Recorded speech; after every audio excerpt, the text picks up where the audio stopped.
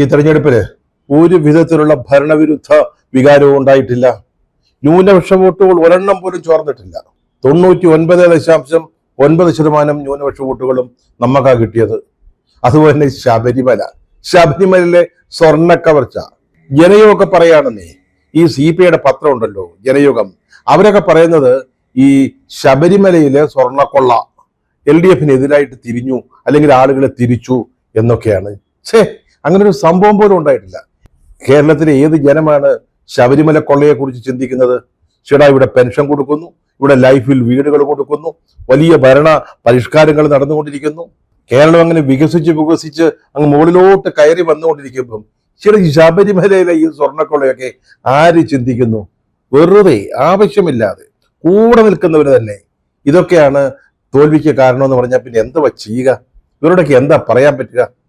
അപ്പൊ പിന്നെ സഖാവേ, നമുക്ക് എന്താ പറ്റിയത്? നമ്മൾ എന്തുകൊണ്ടാ തോറ്റുപോയത്? തോറ്റെന്നാണല്ലോ ഇവിടുത്തെ മാധ്യമങ്ങളും അതുപോലെ തന്നെ ചാനലുകളും സർക്കാരിന്റെ രേഖയും പറയുന്നത്.